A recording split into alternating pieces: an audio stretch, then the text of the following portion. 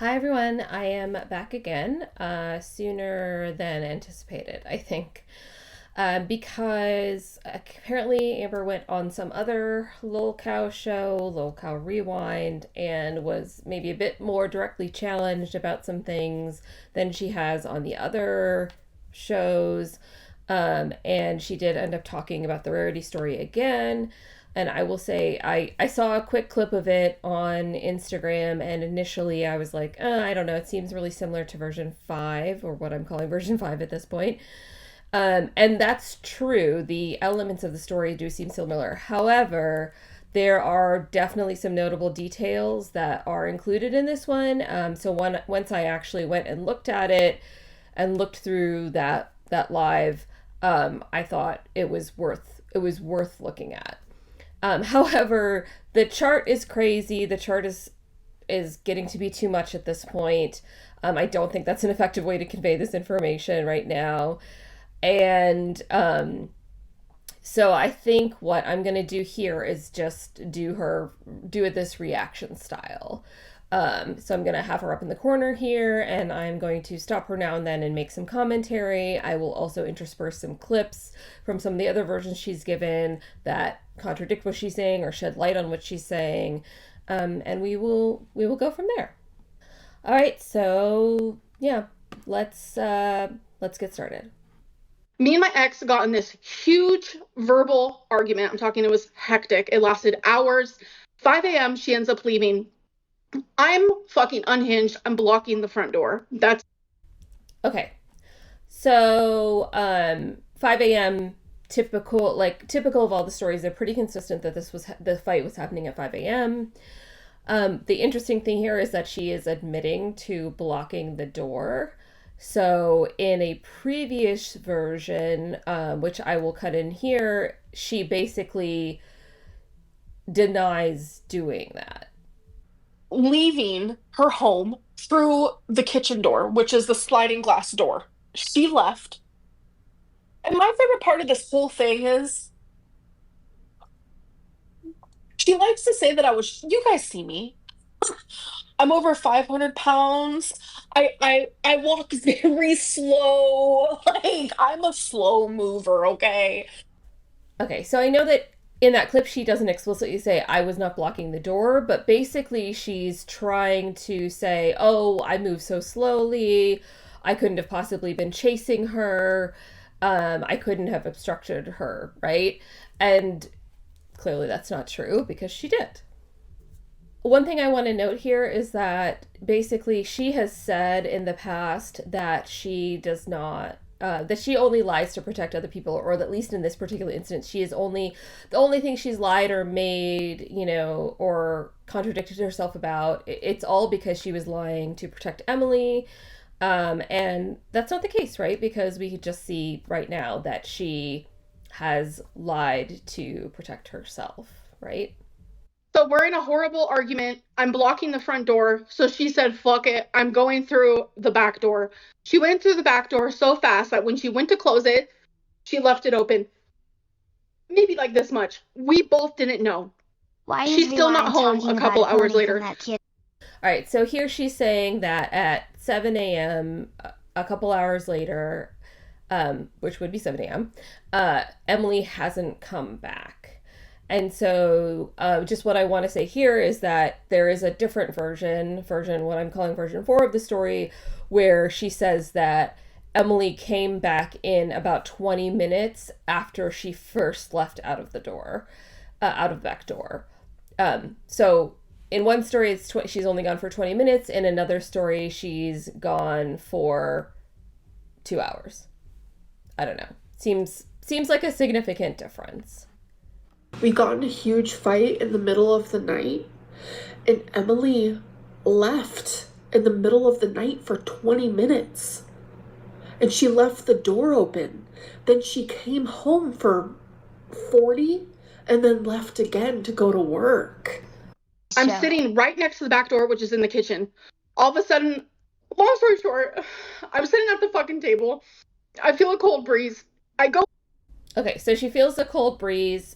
right around 7 a.m., right? So this is all happening 2 hours after the initial fight and Emily going out the door. Hi there. So I was editing this video. I'm just popping in to say, in this original recording of this video, I have a segment where I talk about, oh, well, there's a previous version of the story where she says that she feels a cold breeze when she is waiting for Emily to get home. And when I heard that the first time, and I think that this is reasonable, I thought she's waiting for Emily to get home from work in the evening. But I realized that in the clip, which I will put here, I was sitting at the kitchen table waiting for her to come home. And that's when I noticed the cold breeze. So in the clip, she just says she's waiting for her to get home. So I guess it is plausible that she was waiting for her to get home from fleeing from their fight. So I just want to try to be as fair as I can in this situation. So I'm including this. Look, you guys know how sliding glass doors, you have that fucking curtain right before it. So I didn't notice that it was open. I go look behind the curtain. I'm like, oh, it's open. I don't really think too much of it at the time. Okay, so in this version, she's saying that she noticed that the door was open, but she dismissed that anything bad could have happened, basically, right? She didn't think that any of the pets could have gotten out. She just closed the door, that was that. So the only thing I'll say here is that in the very first version of the story, which we know was, I don't know, her initial attempt, we don't know how much truth there was to that, but basically in that version, she says that as soon as she felt the breeze and saw that the door was open, she knew. So I'll put that clip in here. I sat down in the chair and I felt like a super cold breeze and I was like, that's weird. And then I put two and two together. I came over here, it's like I said, these were closed. I opened these, I peeked around the corner and I was like, you've got to be kidding me. And then that's when I knew. All right. My girlfriend ends up coming home for 2 seconds. Then she goes to work because she had to be at work. And then I go to sleep. Just to again say, going back to that fourth version story, she's coming back at 7 a.m. for 2 seconds. In that other story, she comes back at around 5:20, 5:30 for 40 minutes. So there you go. I'm a night out through and through, so I'm sleeping pretty much throughout the whole day. I wake up, I'm going about my normal day. And it's a few hours later, I'm like, I have not seen Rarity. That's when I put two and two together. After I did think for a second, because she has a basement where all the cats go and they run around and have fun. It's their area. I was like, if she's not down there, then I don't know where she is. That is when I texted my ex. I told her what happened. Okay. So that's basically where the full narrative of this version of the story ends. So yeah, I just wanted to go through it, and I will say I do think it is fairly consistent with version 5 at this point. However, she does go on to say some things that do add some additional context that I wanted to include. No, I wish more than anything I would have noticed right then and there. That would have, because you know how many times that she's gone out, she would love, I don't know what it is about concrete, but she liked to do some weird rolly things on concrete. It was really cute. So it's it has happened before, but I would notice and be like, Rarity, come on, and okay, this is interesting just because I don't know, it seems like she's throwing some extraneous detail in here. Why do we, I guess if Rarity was predisposed to go outside, you should be even more cautious if you see that the door has been opened, and you shouldn't just go to sleep. I don't know how this is helping her. Also, from my understanding of what people have said, the back porch is not made of concrete, so also it's not really relevant. It was this one time I didn't notice, and I'm telling you, when I say mine and my ex-girlfriend's arguments were so bad, I practically blacked out. So that's why people are the timelines are wrong. It's you wouldn't believe how anxious I was in those types of situations where I would. And again, here's like another extraneous, like kind of exaggerated detail that is here to exonerate her, right? She's saying, oh, well, people think that the timelines are confused because, well, we had these terrible fights and I was just so emotionally impacted that I get confused about what actually happened, I guess. I guess that's what she's trying to say. And it just seems that, I mean, to me, that doesn't excuse any of this. Also, it just frankly seems exaggerated, right? Like, we had a fight that was so bad that I blacked out. Like, that doesn't seem plausible to me, at least. Just Also, like, I want to bring up this one donut we talked over. They said the ex-girlfriend showed text and voice notes that said that's not what happened with Rarity. She literally typed that she didn't check the back door. I'm assuming they mean you didn't check the back. Okay, and that is the text message that we know about, and I think the rest of this is going to be about that text message, so I'm going to rearrange things a little bit on the screen so we can have both of them up. All right, so here's the text message they're referring to, and as you can see, it says, I haven't been able to find Rarity all day. I need help finding her, please. I've been calling her name and looking for her everywhere all day. I didn't go to the back porch. Okay, so that's what they're referencing right here, is this text. I don't know what they're talking about, like, genuinely, because that is what I told Emily from send them to me. Yeah, because that's what I told Emily from the Tommy. It doesn't matter. Everyone knows her name. That's what I told her from the very beginning. Was the door was left open. If you can find the screenshot, I can definitely explain myself for sure. All right. She does say that basically she said that the back door was open, but we don't see it in any of the texts that we have seen that have made it out publicly. We don't actually see her say any time in those texts that, hey, I noticed you left the door open this morning. That just wasn't and I think, there's part of this live, which I don't think I included this list, where she basically tries to say, well, like, we had other ways of communicating, it wasn't all through text message. There were other, I just also find that a bit implausible. This seems like it's certainly the primary way they're communicating. From the receipts we have seen, they were texting pretty much all day. Why would you be texting someone on this and then texting them on another platform? Or I mean, it doesn't seem like they had a phone call. Anyway, I think that's also implausible. So to me, the evidence we have seems to say that this is where she conveys the information that Rarity is missing. We don't see it anywhere else. So this is, I will say that this is sort of consistent with the story that she's telling, in the way that she's saying that she said, I didn't go to the back porch because she isn't counting when she supposedly in the morning went and closed the door to the back porch, because this is hours later, and to her, or I guess it's the next day or whatever. And that basically this is like, she's saying I didn't go to the back porch because she just doesn't count that earlier instance for some reason.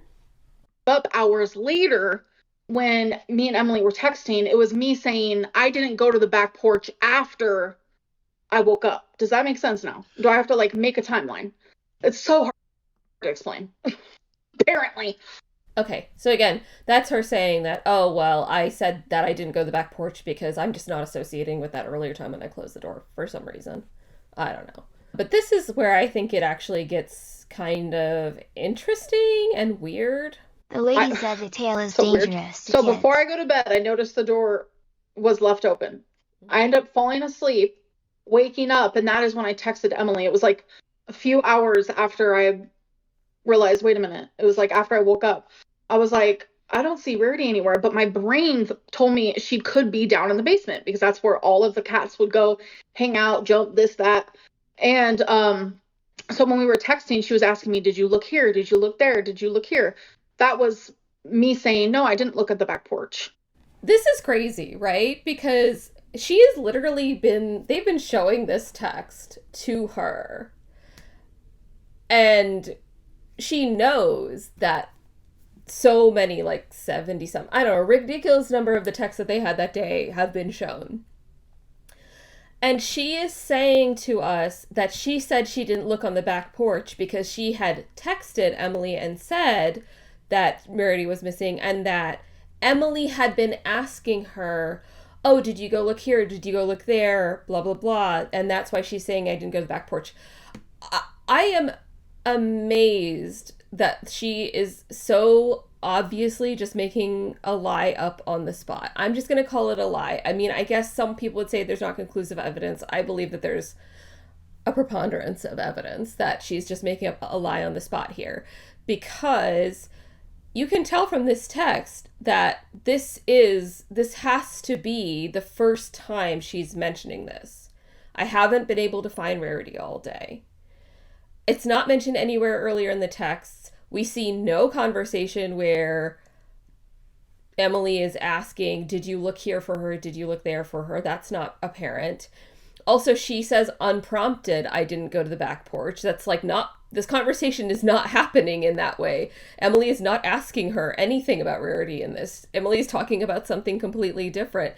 And so for her to say, having been shown this text exchange, having had it pulled up on screen, to say, oh, well, I said I didn't go to the back porch because Emily was asking me where I looked, and I was telling her that I didn't go to the back porch. She wasn't asking you. As far as we can tell, you hadn't told her anything about Rarity until this very moment. So it's just amazing, the like flat out untruth that's just happening spontaneously here. That was like, God, I want to say maybe like 9 hours after I closed the door. Because when, like I said, I didn't know a cat got out before I went to bed. Does that make sense?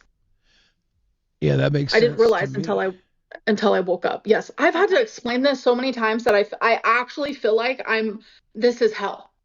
Okay, so that was what I got from that Lolcow Rewind live that she did.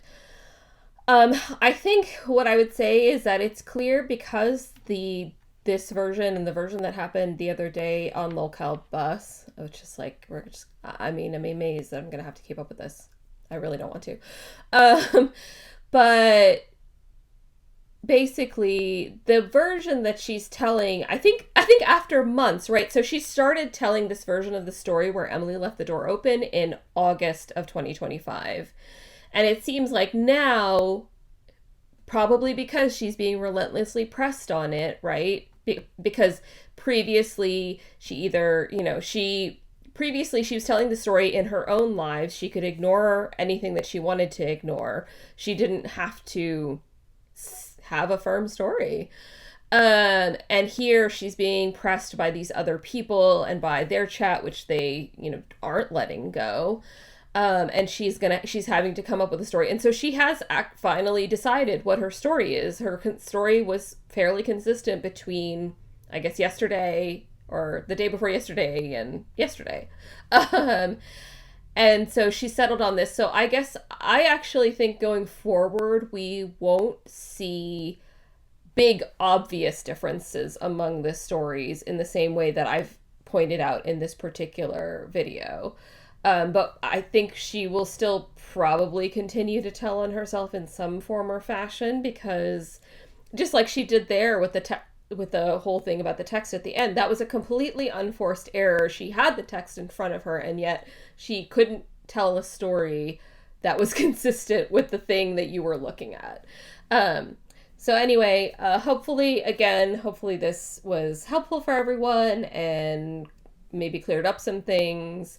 And I will, I guess, be back on this beat if anything else comes up that seems relevant or useful or gives us more information. But I'm hoping to get back to Linda Moulton Howe soon.